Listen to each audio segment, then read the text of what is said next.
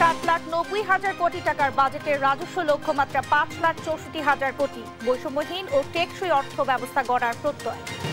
পরিবহন ও জ্বালানিতে এবারও সর্বোচ্চ বরাদ্দ, তরুণদের জন্য থাকছে 200 কোটি টাকা। গণ অভ্যুত্থান সংশ্লিষ্ট খাতে বরাদ্দ 405 কোটি।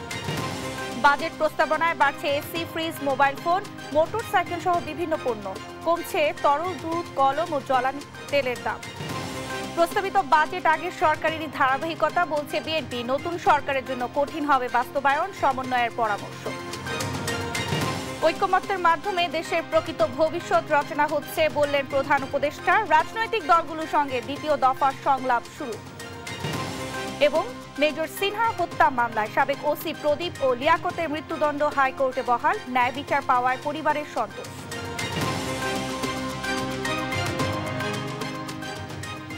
সংবাদ সন্ধ্যায় দেখছিলেন সংবাদ শিরোনাম, সঙ্গে আছি আমি শারমিন ন্যান্সি। এবারে থাকছে বিস্তারিত। 2025-26 অর্থ বছরের জন্য 7,90,000 কোটি টাকার বাজেট ঘোষণা করেছে সরকার। নির্বাচিত সরকার না থাকায় সংসদের পরিবর্তে ভিটিভিতে এই বাজেট উপস্থাপন করেন অর্থ উপদেষ্টা ডক্টর সালেউদ্দিন আহমেদ, যেখানে প্রবৃদ্ধি লক্ষ্যমাত্রা 5.5% এবং মূল্যস্ফীতি 6.5% মধ্যে রাখা আশা করছেন তিনি। এবার আকার কিছুটা কমলেও জুলাই অভ্যুত্থানের প্রত্যাশা পূরণে বৈষম্যহীন ও টেকসই অর্থনৈতিক ব্যবস্থা গড়ে তোলার প্রত্যয় জানান অর্থ উপদেষ্টা। আরও জানাচ্ছেন এম এ আজিম। বৈষম্যহীন ও টেকসই অর্থনৈতিক ব্যবস্থা গড়ে তোলার প্রত্যয় শিরোনামে অন্তর্বর্তী সরকারের বাজেট ঘোষণা করেন অর্থ উপদেষ্টা ডক্টর সালেউদ্দিন আহমেদ। আমাদের এবারের বাজেট কিছুটা ব্যতিক্রমধর্মী। দেশের ইতিহাসে প্রথমবারের মতো আমরা বিগত বাজেটের যে ছোট আকারের বাজেট আগামী অর্থবর্ষের জন্য প্রস্তাব করছি। 2025-26 অর্থ বছরের প্রস্তাবিত বাজেটে আকার ধরা হয়েছে 7,90,000 কোটি টাকা, যা আগের বছরের চেয়ে 7,000 কোটি টাকা কম। একই সঙ্গে বিগত সময়ে বাড়তে থাকা বাজেটের আকার প্রথমবার কমল। মোট বাজেটের 5,60,000 কোটি টাকাই ব্যয় করা হবে বেতন ভাতা, ভর্তুকি সহ দেশ পরিচালনায়, আর উন্নয়নের জন্য ব্যয় করা হবে 2,45,609 কোটি টাকা। পরিচালন ব্যয়ের 5,60,000 কোটি টাকার মধ্যে আবর্তক ব্যয় ধরা হয়েছে 4,98,000 কোটি টাকা, আর অভ্যন্তরীণ ঋণের সুদ 1 লাখ কোটি টাকা ও বৈদেশিক ঋণের সুদ 22,000 কোটি টাকা। উন্নয়ন ব্যয় বাবদ 2,45,000 কোটি টাকার স্কিম 5,300 কোটি, এডিপি বহির্ভূত বিশেষ প্রকল্পে 7,751 কোটি, বার্ষিক উন্নয়ন কর্মসূচির জন্য 2,30,000 কোটি, কাজের বিনিময়ে খাদ্য কর্মসূচিতে 2,555 কোটি টাকা ধরা হয়েছে। খরচের 7,90,000 কোটি টাকার 5,64,000 কোটি টাকা আসবে রাজস্ব আদায় থেকে, যার মধ্যে জাতীয় রাজস্ব বোর্ড অন্তর্ভুক্ত কর 4,99,000 কোটি টাকা, এনবিআর বহির্ভূত কর 19,000 কোটি টাকা ও কর বহির্ভূত আয় 46,000 কোটি টাকা এবং বৈদেশিক অনুদান 5,000 কোটি টাকা ধরা হয়েছে। আয়ের পর বাজেটে ঘাটতি থাকছে 2,26,000 কোটি টাকা। ঘাটতি পূরণে 1,05,000 কোটি টাকা বৈদেশিক ঋণ ও 1,01,000 কোটি টাকা অভ্যন্তরীণ ঋণ নেয়ার পরিকল্পনা সরকারের। এবারের বাজেট সংসদে উপস্থাপন না হওয়ায় নাগরিকদের মতামত নেবে অর্থ মন্ত্রণালয়। মতামতের ভিত্তিতে চূড়ান্ত হওয়া বাজেট আগামী 23 জুনের পর যে কোনো দিন উপদেষ্টা পরিষদে অনুমোদন দেয়া হবে। পরে তা রাষ্ট্রপতির অধ্যাদেশ আকারে আগামী 1 জুলাই থেকে কার্যকর হবে। জুলাই অভ্যুত্থানের পর যে আশায় আমরা বুক বেঁধেছিলাম তা খুব শীঘ্রই আমরা পূরণ করতে সক্ষম হব ইনশাআল্লাহ। এম এ আজিম, দেশ টিভি, ঢাকা। প্রস্তাবিত বাজেট নিয়ে তাৎক্ষণিক প্রতিক্রিয়া জানাচ্ছে সিপিডি। সরাসরি চলে যাচ্ছে আমরা সেখানে। কৃষি খাতে বিশেষ করে খাদ্য নিরাপত্তার দিক থেকে এখানে বরাদ্দ অনেক গুরুত্বপূর্ণ। আরেকটা গুরুত্বপূর্ণ হচ্ছে লক্ষণ, আমরা আগামীকাল বিস্তারিত আলাপ করব যে এই যে অবকাঠামোর কথা বলছি, ভৌত অবকাঠামো, বিশেষ করে যে দুটো খাত অর্থাৎ ট্রান্সপোর্ট, কমিউনিকেশন, বিদ্যুৎ, জ্বালানি, এগুলো কিন্তু বরাবরের মতো উপরের দিকে আছে যুক্তিযুক্তভাবে। আর আরেকটা বিষয় যে যদি আমরা রাজস্ব পদক্ষেপ দেখি, রাজস্ব, কারণ এই যে বাজেটের কার্যক্রমগুলি, উন্নয়ন কার্যক্রম এবং রেভিনিউ কার্যক্রম ইত্যাদির জন্য বিভিন্ন ধরনের রাজস্ব পদক্ষেপ যেগুলো নেওয়া হয়েছে, যেটা সকলের জন্য গুরুত্বপূর্ণ সেটা হচ্ছে যে কর কাঠামোর মধ্যে করের ক্ষেত্রে যে করমুক্ত আয়ের সীমা 3.5 লাখ অর্থাৎ 3.5 লাখ টাকা থেকে 3,75,000 টাকা করা হয়েছে। এটা একটা ভালো পদক্ষেপ, কিন্তু অনেক দিন থেকে প্রায় 3 বছরের মতো সময় ধরে মূল্যস্ফীতি কিন্তু 9% উপরে রয়েছে, 10-11% উঠে গেছে। সেই দিক থেকে যে খুব একটা উল্লঙ্ঘন হয়েছে সেটা না, আমরা এটাও, তবে এটা আমরা স্বাগত জানাচ্ছি। এবং আরেকটি বিষয় হচ্ছে যে যারা জুলাই ওয়ারিয়ার হিসাবে যারা নাম অফিসিয়ালি নামভুক্ত তালিকাভুক্ত হয়েছে তাদের জন্য যে করমুক্ত আয়ের সীমা 5,25,000 টাকা করা হয়েছে, সেটাও আমরা ভালো পদক্ষেপ মনে করি। আরেকটা বিষয় হচ্ছে যে এই যে করের যে বিভিন্ন স্ল্যাবগুলি হয়েছে সেখানে পরিবর্তন করা হয়েছে, যে সেখান থেকে দেখা যাচ্ছে যে যারা নিম্ন মধ্যম আয়ের মধ্যে যারা পড়েছে তাদের কিন্তু এই করের প্রবৃত্তিটা, কর দেওয়ার হারটা কিন্তু তাদের ক্ষেত্রে বেশি যেয়ে পড়বে। আবার যারা উচ্চ পর্যায়ের রয়েছে আয়ের, উচ্চ আয়ের, তাদের ক্ষেত্রে অনেক কম পড়বে। সেখানে একটা আমরা দেখছি যে একটা বৈষম্যর একটা চিত্র দেখা যাচ্ছে। আরেকটা পদক্ষেপ, অঞ্চল ভিত্তিক যে ন্যূনতম কর করা হয়েছে 5,000 টাকা করে, এখানে আমরা মনে করছি যে এখানে একটা ডিসপ্যারিটি, বৈষম্যর বিষয়টা রয়েছে। কারণ ঢাকা, রাজধানী ঢাকা কিংবা অন্য আরেকটি জেলায় সব জায়গার সবাইকে এক করে দেখানো, এটা একটা কারণ পাবলিক।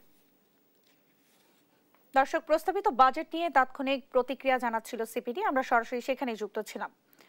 প্রস্তাবিত বাজেটের সর্বোচ্চ বরাদ্দ পেয়েছে যোগাযোগ ও পরিবহন খাত, এরপরই আছে বিদ্যুৎ ও জ্বালানি। প্রাধান্য দেওয়া হয়েছে নবায়নযোগ্য জ্বালানি, তেল, গ্যাস অনুসন্ধান ও উৎপাদন বৃদ্ধির উদ্যোগকে। পাশাপাশি শিল্প উৎপাদন বৃদ্ধি ও কর্মসংস্থান বাড়াতে অগ্রিম আয়কর 3% থেকে কমিয়ে 2% করা হয়েছে। এছাড়া ক্ষুদ্র ও মাঝারি 10,000 উদ্যোক্তাকে 1,000 কোটি টাকা ঋণও দেবে সরকার। পিপিপি তহবিল রাখা হয়েছে 5,040 কোটি টাকা। জান্নাতুল মোহনার প্রতিবেদন। এবারের প্রস্তাবিত বাজেটে দ্বিতীয় সর্বোচ্চ 32,392 কোটি টাকা বরাদ্দ দেওয়া হয়েছে বিদ্যুৎ ও জ্বালানি খাতে। এতে গত অর্থ বছরের তুলনায় বরাদ্দ কমেছে 20% বেশি। এবছর বাড়বে না বিদ্যুতের দাম। আগামী 2040 সালের মধ্যে দেশের মোট বিদ্যুৎ উৎপাদনের শতকরা 30% নবায়নযোগ্য উৎস থেকে উৎপাদনের সিদ্ধান্ত নেওয়া হয়েছে। এছাড়া integrated power sector master plan তৈরি করা হয়েছে এবং এর আওতায় আগামী 2028 সালের মধ্যে 3,400 মেগাওয়াট বিদ্যুৎ পরিচ্ছন্ন উৎস থেকে উৎপাদনের লক্ষ্যমাত্রা নির্ধারণ করা হয়েছে। এই বাজেটে কিছুটা হলেও স্বস্তি পাবেন দেশি উৎপাদনশীল ব্যবসায়ীরা। শিল্প ও অর্থনৈতিক সেবায় 5,038 কোটি টাকা বরাদ্দের প্রস্তাব দেওয়া হয়েছে। শিল্প খাতে উৎপাদন বৃদ্ধি ও কর্মসংস্থান সৃষ্টিকে উৎসাহিত করতে অগ্রিম আয়কর 3% থেকে কমিয়ে 2% করা হয়েছে। এর আওতায় রয়েছে তৈরি পোশাক শিল্প, কৃষি, তথ্য প্রযুক্তি, চামড়া ও ওষুধ সহ পরিষেবা। এছাড়া ক্ষুদ্র ও মাঝারি শিল্পের বিকাশে প্রান্তিক পর্যায়ের 10,000 উদ্যোক্তাকে দেয়া হবে 1,000 কোটি টাকার ঋণ। বিনিয়োগ প্রকল্পে উৎসাহিত করতে পাবলিক প্রাইভেট পার্টনারশিপ তহবিল হিসেবে আগামী অর্থ বছরে 5,040 কোটি টাকা বরাদ্দ রাখার প্রস্তাব করা হয়েছে এই বাজেটে। যদিও সরকারি বিনিয়োগে রাজনৈতিক বিবেচনায় নেওয়া প্রকল্প বাদ দেওয়া হয়েছে। জান্নাতুল মোহনা, দেশ টিভি, ঢাকা। প্রস্তাবিত বাজেটে বিজ্ঞান ভিত্তিক, প্রযুক্তি নির্ভর, কর্মোপযোগী শিক্ষার পরিবেশ তৈরি, যুব ও কর্মসংস্থানকে অগ্রাধিকার দেওয়া হয়েছে। এবার শিক্ষা খাতে 95,644 কোটি টাকা বরাদ্দ দেওয়া হয়েছে, আর 500 কোটি টাকা বাড়িয়ে স্বাস্থ্য খাতে বরাদ্দ 41,908 কোটি টাকা। একই সঙ্গে তরুণ উদ্যোক্তা তৈরিতে 100 কোটি এবং তারুণ্যের উৎসবের জন্য বরাদ্দ আরও 100 কোটি টাকা। হাসান আল মাহমুদের রিপোর্ট। নতুন 2025-26 অর্থ বছরের জন্য শিক্ষা ও কর্মসংস্থান বিবেচনায় দ্বিতীয় সর্বোচ্চ 13.2% উন্নয়ন বরাদ্দ দিয়ে বাজেট উপস্থাপন করেছেন অর্থ উপদেষ্টা সালাউদ্দিন আহমেদ। সুন্দরভাবে বেঁচে থাকার জন্য প্রয়োজনীয় ব্যবস্থা, জীবিকার নিরাপত্তা এবং বৈষম্যহীন পরিবেশ, এই অত্যাবশ্যক উপাদানগুলো ছাড়া যে কোনো রাষ্ট্র অকার্যকর হয়ে পড়ে দুর্বল হয় সমাজের ভিত। এবারের বাজেটে তাই শিক্ষা, স্বাস্থ্য, সুশাসন, নাগরিক সুবিধা, কর্মসংস্থান ইত্যাদি বিষয়ের উপর জোর দেওয়া হয়েছে। প্রাথমিক ও গণশিক্ষা খাতে ৩৫,৪০৩ কোটি, মাধ্যমিকে ৩,৪৫৬ কোটি টাকা বাড়িয়ে বরাদ্দ দেওয়া হয়েছে ৪৭,৫৬৩ কোটি টাকা। কারিগরি ও মাদ্রাসা খাতে প্রায় ১,০০০ কোটি টাকা বাড়িয়ে ১২,৭৮৩ কোটি টাকা প্রস্তাব করা হয়। ৪৯টি মাদ্রাসায় মাল্টিমিডিয়া ক্লাসরুম স্থাপন করা হয়েছে। এছাড়া ইবতেদায়ী পর্যায়ে বৃত্তি প্রদান এবং মাদ্রাসাসমূহ এমপিভুক্ত বাবদ ৭২৮ কোটি টাকা বরাদ্দ রাখার প্রস্তাব করছি। ষষ্ঠ সর্বোচ্চ ৭.১% বরাদ্দ রাখা হয়েছে স্বাস্থ্য খাতে। বিনামূল্যে চিকিৎসা সেবা প্রদানে ৪,১৬৬ কোটি টাকা বরাদ্দ রাখা হয়েছে। এছাড়া স্বাস্থ্য ও পরিবার কল্যাণ মন্ত্রণালয়ে ৫০১ কোটি টাকা বৃদ্ধি করে ৪১,৮০৯ কোটি টাকা বরাদ্দ দেওয়া হয়েছে। এছাড়া সম্প্রসারিত টিকাদান কর্মসূচিতে ১,০০০ কোটি টাকা বরাদ্দ দিয়েছেন অর্থ উপদেষ্টা। চলতি বছর তরুণ উদ্যোক্তা তৈরিতে বরাদ্দ রাখা হয়েছে ১০০ কোটি টাকা, আর তারুণ্যের উৎসব আয়োজনে বরাদ্দ পেয়েছে ১০০ কোটি টাকা। হাসান আল মাহমুদ, দেশ টিভি, ঢাকা। দর্শক, প্রধান উপদেষ্টার সাথে বৈঠক শেষে ফরেন সার্ভিস একাডেমিতে কথা বলছেন এনসিপি আহ্বায়ক নাহিদ ইসলাম। আমরা সরাসরি যাব সেখানে। অপেক্ষা করেছি 10 মাস অপেক্ষা করেছি, আমরা আরো 2 মাস অপেক্ষা করতে চাই এবং সরকারকে সময় দিতে চাই। সকল রাজনৈতিক দল মিলে এই 2 মাসের মধ্যে আমাদের যে জুলাই সনদ, যেখানে জনগণ তার ভবিষ্যৎ বাংলাদেশের রূপরেখা, শাসন ব্যবস্থা পরিবর্তনের মৌলিক সংস্কারের রূপরেখা দেখতে পারবে, সেই জুলাই সনদ হওয়ার পরে একই সাথে আমরা তখন নির্বাচনের তারিখটি যাতে সরকার ঘোষণা করে, আমরা সেই দাবি জানিয়েছি। এবং জুলাই সনদ হওয়ার পরে আমরা আমাদের দলীয় মন্তব্য জানাবো যে কোন সময়ে নির্বাচন আমরা চাচ্ছি। আর সর্বশেষ আমরা নির্বাচন কমিশনের কথা বলেছি, যেটা আমরা এর আগেও বলেছি যে আমাদের একটি সুষ্ঠু নির্বাচনের জন্য আমাদের সবচেয়ে গুরুত্বপূর্ণ বিষয় হচ্ছে নির্বাচনী ব্যবস্থার সংস্কার, নির্বাচন নিয়ে যত সংখ্যক আইন, নির্বাচন কমিশন সংক্রান্ত যে আইন, সেই আইনগুলো সংস্কার করে এই নির্বাচন কমিশন পুনর্গঠন করা। এবং নির্বাচন কমিশন এখন যে প্রক্রিয়া চলছে সেখানে আমরা আস্থা রাখতে পারছি না, নিরপেক্ষতা প্রশ্নবিদ্ধ হচ্ছে। এটি যাতে সরকার বিবেচনা নেয় এবং একটি উচ্চ আদালত থেকে আমরা দেখেছি নির্বাচন কমিশন নিয়ে প্রশ্ন তৈরি হয়েছে। সার্বিক বিবেচনায় নির্বাচন কমিশন যাতে পুনর্গঠন করা হয়, আমরা এই 3টি বিষয়ে মূলত আলোচনা করেছি। ধন্যবাদ।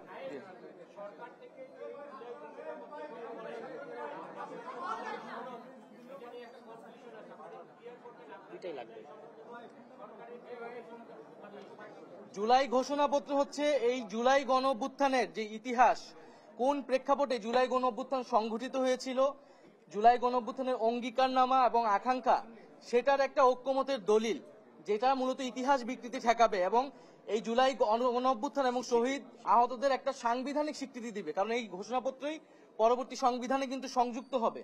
আর জুলাই সনদ হচ্ছে আমাদের রাষ্ট্র কাঠামোর যে সংস্কার, যে কোথায় কোথায় আমরা সংস্কারগুলো করব এবং সেই সংস্কার যাতে পরবর্তীতে অব্যাহত থাকে, বিচারের বিষয়টা যাতে আমাদের অব্যাহত থাকে, সেই বিষয়ের একটা ঐক্যমতের দলিল। ধন্যবাদ। আমরা জুলাই সনদ হওয়ার পরে এই বিষয়। দর্শক, প্রধান উপদেষ্টার সাথে বৈঠক শেষে ফরেন সার্ভিস একাডেমিতে কথা বলছিলেন এনসিপি আহ্বায়ক নাহিদ ইসলাম। আমরা সরাসরি সেখানেই যুক্ত ছিলাম। গুরুত্ব বিবেচনায় সামাজিক নিরাপত্তা খাতে বরাদ্দ রাখা হয়েছে ১,১৬,৭৩১ কোটি টাকা, যেখানে জুলাই গণঅভ্যুত্থানের ইতিহাস ও স্মৃতি সংরক্ষণ, গণঅভ্যুত্থানে শহীদ পরিবার এবং আহত ছাত্র জনতার পুনর্বাসনে বরাদ্দ রাখা হয়েছে ৪০৫,২০,০০,০০০ টাকা। একই সঙ্গে বিভিন্ন নগদ সহায়তা কর্মসূচির উপকারভোগীর সংখ্যা ও ভাতার পরিমাণ বাড়ানো হয়েছে। তাইফুর রহমান তুহিনের প্রতিবেদন। প্রান্তিক ও ঝুঁকিতে থাকা জনগোষ্ঠীদের দারিদ্র্য হ্রাস, সামাজিক বৈষম্য কমানো এবং জীবনযাত্রার মান উন্নয়নের লক্ষ্যে বাজেটে সামাজিক নিরাপত্তা খাতে বরাদ্দ রাখা হয় ১,১৬,৭৩১ কোটি টাকা, যা চলতি অর্থ বছরের চেয়ে ১৯,২৯৫ কোটি টাকা কম। সামাজিক নিরাপত্তা খাতে বেড়েছে বেশ কিছু ভাতার হার। বয়স্ক ভাতা মাসিক হার 600 থেকে করা হয়েছে 650 টাকা। বিধবা ও স্বামী নিগৃহীতা ভাতা 550 টাকা থেকে 650 টাকা। প্রতিবন্ধীদের ভাতা 850 টাকা থেকে বাড়িয়ে 950 টাকা এবং মা ও শিশু সহায়তা কর্মসূচির আওতায় মাসিক ভাতা 800 থেকে বাড়িয়ে 850 টাকা করা হয়। এছাড়াও অনগ্রসর জনগোষ্ঠীর জন্য মাসিক ভাতা 650 টাকায় উন্নতির প্রস্তাব করেছে অর্থ উপদেষ্টা। মূল্যস্ফীতির কষাঘাত থেকে প্রান্তিক জনগোষ্ঠীর সুরক্ষায় টিসিবির মাধ্যমে খাদ্য সহায়তার আওতায় আনা হবে 55 লাখ পরিবারকে। জুলাই গণ অভ্যুত্থানের ইতিহাস ও স্মৃতি সংরক্ষণ, গণ অভ্যুত্থানে শহীদদের পরিবার এবং অসহায় ছাত্র জনতার পুনর্বাসনের লক্ষ্যে 405 কোটি 20 লাখ টাকা বরাদ্দ রাখা হয়। নতুন বাজেটে মূল্যস্ফীতি বিবেচনায় উপকারভোগীর সংখ্যাও বাড়ানো হয়েছে প্রায় 10 লাখ। তাইফুর রহমান তুহিন, দেশ টিভি, ঢাকা। প্রস্তাবিত বাজেটে রাজস্ব আয়ের লক্ষ্যমাত্রা 5,64,000 কোটি টাকা। এর মধ্যে এনবিআর থেকে আয় 4,99,000 কোটি আর অন্যান্য উৎস থেকে আসবে 65,000 কোটি টাকা। আয়ের উৎসের মধ্যে মূল্য সংযোজন কর থেকে সর্বোচ্চ 1,88,518 কোটি টাকা আয়ের লক্ষ্যমাত্রা ধরা হয়েছে। করমুক্ত আয়সীমা বাড়িয়ে করা হয়েছে 3,75,000 টাকা। আর জুলাই যোদ্ধারা ছাড় পাবেন 5,25,000 টাকা পর্যন্ত। এ বিষয়ে আরো জানাচ্ছেন মোহাম্মদ আলাউদ্দিন। 2025-26 অর্থ বছরের 7,90,000 কোটি টাকার বাজেটে রাজস্ব আয়ের লক্ষ্যমাত্রা 5,64,000 কোটি টাকা। এর মধ্যে জাতীয় রাজস্ব বোর্ডের মাধ্যমে 4,99,000 কোটি টাকা এবং অন্যান্য উৎস থেকে 65,000 কোটি টাকা সংগ্রহ করা হবে। প্রস্তাবিত রাজস্ব আয় আগামী 2025-26 অর্থ বছরে মোট 5,64,000 কোটি টাকা রাজস্ব আয়ের প্রস্তাব করছি, যা জিডিপি 9%। এর মধ্যে রাজস্ব বোর্ডের মাধ্যমে 4,99,000 কোটি টাকা এবং অন্যান্য উৎস হতে 65,000 কোটি টাকা সংগ্রহ করার প্রস্তাব করছি। এনবিআর নিয়ন্ত্রিত করসমূহের মধ্যে সর্বোচ্চ আয় ধরা হয়েছে মূল্য সংযোজন কর থেকে 1,88,518 কোটি টাকা। আর আয়, মুনাফা ও মূলধনের উপর কর থেকে আসবে 1,82,001 কোটি টাকা। এছাড়া সম্পূরক কর থেকে 68,244 কোটি আর আমদানি শুল্ক 51,438 কোটি টাকা। 30,000 টাকা। এনবিআর বহির্ভূত করের মধ্যে সর্বোচ্চ 11,886 কোটি টাকা আসবে নন জুডিশিয়াল স্ট্যাম্প বিক্রি থেকে। আর কর ব্যতীত আয়ের প্রধান খাত লভ্যাংশ ও মুনাফা 10,791 কোটি টাকা। প্রস্তাবিত বাজেটে আগামী 3 অর্থ বছরের কর হার সম্পর্কে আগাম ধারণা দিয়েছেন অর্থ উপদেষ্টা, যেখানে করমুক্ত আয়সীমা বাড়িয়ে 3,75,000 টাকা করা হয়েছে। জুলাই যোদ্ধাদের জন্য করমুক্ত আয়সীমা 5,25,000 টাকা। এছাড়া ন্যূনতম কর হার এলাকা নির্বিশেষে 5,000 এবং নতুন টিআইএন করলে ন্যূনতম কর দিতে হবে 1,000 টাকা। আর বেসরকারি চাকরিজীবীদের করযোগ্য আয়ে 5 লাখ টাকা পর্যন্ত ছাড় দেওয়া হয়েছে। এ সময় 2015 সালের পর নতুন বেতন কাঠামো না হওয়ায় এবারের বাজেটে সরকারি কর্মজীবীদের বিশেষ সুবিধা বৃদ্ধিরও প্রস্তাব করেন অর্থ উপদেষ্টা। সার্বিকভাবে সরকারি। মোহাম্মদ আলাউদ্দিন, দেশ টিভি, ঢাকা। প্রস্তাবিত বাজেট আগের সরকারেরই ধারাবাহিকতা। এর মৌলিক বিষয়গুলোতে গলদ রয়েছে বলে মন্তব্য করেছেন বিএনপির স্থায়ী কমিটির সদস্য আমির খসরু মাহমুদ চৌধুরী। সোমবার বিকেলে রাজধানীর হোটেল সারিনায় বাজেট প্রতিক্রিয়া এসব কথা জানান তিনি। বলেন, রাজস্ব আয়ের সঙ্গে বাজেটের আকারের সামঞ্জস্য রেখে বাজেট করা উচিত ছিল, যা হয়নি। বাজেটের আকার আরো ছোট হওয়া উচিত ছিল জানিয়ে আমির খসরু বলেন, সরকারের জন্য এই বাজেট বাস্তবায়ন কঠিন হবে।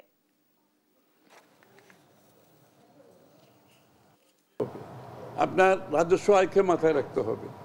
আপনি ওটাকে মাথায় রেখে যদি আপনি আমার মন্তব্য দিতে হয়, তাহলে কিন্তু এই বাজেটের সাইজটা আরও ছোট হওয়া উচিত ছিল। তাহলে এটা তো হাউস হোল্ডের মতো, আপনার গৃহস্থ একটা ইনকামের মতো, একই কথা, তো কোনো ডিফারেন্স তো নাই। সুতরাং সেই ক্ষেত্রে আমি মনে করি গুণগত দিক থেকে এই বাজেটে আমরা কোনো কিছু পরিবর্তন দেখিনি, শুধুমাত্র সংখ্যার সামান্য, কিন্তু ওই প্রিন্সিপাল কিন্তু একই রয়ে গেছে, যে ওদের যে কাঠামো কিন্তু একই রয়ে গেছে। সুতরাং এটা কিন্তু আগামী দিনের সরকারের জন্য খুব একটা সহজ কিছু হবে না। দেখছেন সংবাদ সন্ধ্যা।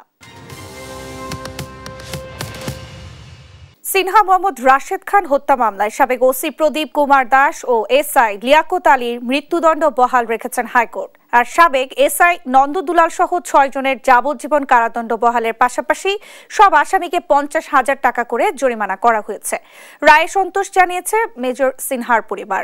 আর এই রায় ভবিষ্যতের জন্য শিক্ষণীয় হয়ে থাকবে বলে জানান অ্যাটর্নি জেনারেল। সাবরিনা মজুমদারের রিপোর্ট। 2020 সালের 31 জুলাই রাতে কক্সবাজার টেকনাফ মেরিন ড্রাইভ সড়কের শামলাপুর তল্লাশি চৌকিতে পরপর 4টি গুলি গলায় পা দিয়ে চেপে ধরে অবসরপ্রাপ্ত মেজর সিনহা মোহাম্মদ রাশেদ খানের মৃত্যু নিশ্চিত করে কয়েকজন পুলিশ সদস্য। ওই ঘটনায় করা মামলার বিচার শেষে 2022 সালের 31 জানুয়ারি কক্সবাজার জেলা ও দায়রা জজ আদালত সাবেক ওসি প্রদীপ কুমার দাস ও এসআই লিয়াকতকে মৃত্যুদণ্ড, 6 জনকে যাবজ্জীবন কারাদণ্ড এবং 7 জনকে খালাস দিয়ে রায় দেন। ডেথ রেফারেন্স ও আপিল শুনানি শেষে সোমবার আলোচিত এ মামলার বিচারিক আদালতের সেই রায় বহাল রাখেন হাইকোর্ট। ভবিষ্যতের জন্য এ রায় স্মরণীয় ও শিক্ষণীয় হয়ে থাকবে বলে জানান রাষ্ট্রের প্রধান আইন কর্মকর্তা। মেজর সিনহা তার জীবন দিয়ে আরও অগণিত মানুষের জীবন রক্ষা করে গেছে এই মানুষরূপী প্রদীপ লিয়াকতদের হাত থেকে। হাইকোর্টের রায়ে সন্তুষ্টি জানিয়ে দ্রুত আপিল নিষ্পত্তি শেষে রায় কার্যকরের দাবি জানান সিনহার বোন। আমাদের তো আরো সামনে যেতে হবে, আরো কিছু পথ যেতে হবে, অ্যাপিলের ডিভিশন আছে।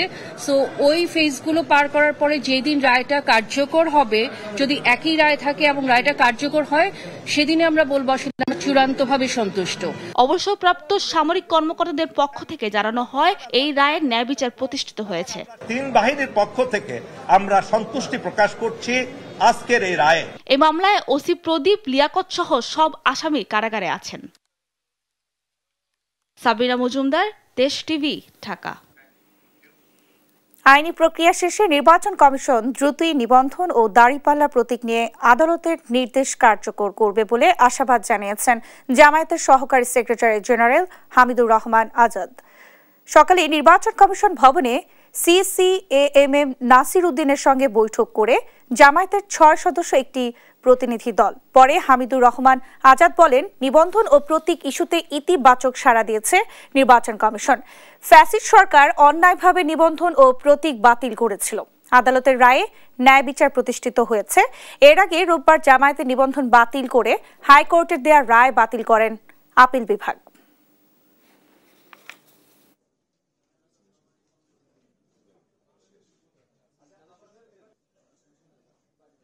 জাতি সবাই এটার দিকে তাকিয়ে আছে। এটার সাথে কোটি কোটি মানুষের আবেগ অনুভূতি জড়িত। তার সাথে বড় কথা হচ্ছে আদালত যে আমাদের অধিকার ফিরিয়ে দিয়েছে, এটা আমাদের রাইট। এই রাইটটাই আমরা পেতে চাই। আমরা ইলেকশন কমিশন সেটা করবেন এই আস্থা রেখেই আমাদের আলোচনা শেষ করেছি। দেখছেন সংবাদ সন্ধ্যা। 2025-26 অর্থ বছরের প্রস্তাবিত বাজেটে নাগরিকদের জন্য কিছু পণ্যে থাকছে সুখবর, আবার কিছু পণ্যে গুনতে হবে বাড়তি শুল্ক। যেমন দাম বাড়ার তালিকায় রয়েছে AC, fridge, mobile phone, motorcycle সহ বিভিন্ন পণ্যে। আর দাম কমার তালিকায় রয়েছে তরল দুধ, আইসক্রিম, স্যানিটারি ন্যাপকিন, কলম ও জ্বালানি তেল সহ বেশ কিছু পণ্য। বাজেটে এসব পণ্যের চিত্র তুলে ধরছেন সাদ আহমেদ। পরিশ্রমের টাকায় শখের বাড়ি বানাবেন, এ অর্থ বছরে বাড়াতে হবে বাজেট। রডের আমদানিতে ব্যাট 20 থেকে 23% এবং উৎপাদনে বাড়ছে 20%। এতে প্রতি টনে বাড়তি গুনতে হবে 1400 টাকা। ক্ষুধা মেটাতে চুলা জ্বালাতেও গুনতে হবে বাড়তি শুল্ক, কেননা এলপিজি গ্যাসে ব্যাট অব্যাহতি সুবিধা কমানো হয়েছে। এতে বাড়তে পারে এলপিজি সিলিন্ডারের দাম। খাবার সংরক্ষণ কিংবা ঠান্ডা পানি পানেও বাড়াতে হবে বাজেট। রেফ্রিজারেটরের ভ্যাট বাড়ছে 7.5% থেকে 15% পর্যন্ত। সেই সঙ্গে সমপরিমাণে এসিতেও বাড়ানো হয়েছে ভ্যাট। জ্যাম এড়ানো ও সময় বাঁচাতে মোটরসাইকেল কিনতেও দিতে হবে বাড়তি শুল্ক। হতাশায় ডুবে সিগারেট ফুঁকবেন, সেখানেও সুখ নেই। প্রতিবারের মতো এবারও সিগারেটে বেড়েছে শুল্ক। সম্পূরক শুল্ক হার 150% থেকে বাড়িয়ে করা হয়েছে 300%। এদিকে দাম বাড়ার তালিকায় রয়েছে মুঠোফোন, ব্যাটারি চালিত রিকশার যন্ত্রাংশ, লিপস্টিক সহ বিভিন্ন প্রসাধনী, ওয়ান টাইম প্লাস্টিক পণ্য, শেভিং ব্লেড। পোশাক কারখানা মালিকদের জন্য রয়েছে দুঃসংবাদ। দেশীয় টেক্সটাইল মিলে উৎপাদিত সুতায় বাড়ছে ভ্যাট। সেই সঙ্গে হেলিকপ্টারের যন্ত্রাংশ, চকলেট, মার্বেল, গ্রেনাইট, পাথরেও বাড়ানো হয়েছে শুল্ক। তবে বেশ পণ্যে রয়েছে সুখবরও। এগুলোর মধ্যে অন্যতম হলো তরল দুধ। প্যাকেটজাত তরল দুধে ভ্যাট অব্যাহতি দেওয়া হয়েছে। এছাড়া প্রস্তাবিত 2025-26 বাজেটে এলএনজি আমদানিতে 15% ভ্যাট প্রত্যাহারের প্রস্তাব রয়েছে। শুল্ক কমছে জ্বালানি তেলও। ফুয়েল অয়েলের শুল্ক 5% এবং অন্যান্য জ্বালানি আমদানিতে 10% থেকে 3% কমতে যাচ্ছে। নন অ্যালকোহলিক জুস আমদানিতে কমানো হয়েছে 50%, কলমে অব্যাহতি দেওয়া হয়েছে ভ্যাট। এছাড়া পরিশোধিত চিনি আমদানিতে টন প্রতি শুল্ক কমানো হয়েছে 500 টাকা। আইসক্রিমে সম্পূরক শুল্ক 10% থেকে কমিয়ে করা হয়েছে 5%। স্যানিটারি ন্যাপকিন, বিদেশি জুতায় কমছে দাম। শুল্ক অব্যাহতি দেওয়া হয়েছে 30 ইঞ্চির মনিটরে। সাদ আহমেদ, দেশ টিভি, ঢাকা। দেখছেন সংবাদ সন্ধ্যা।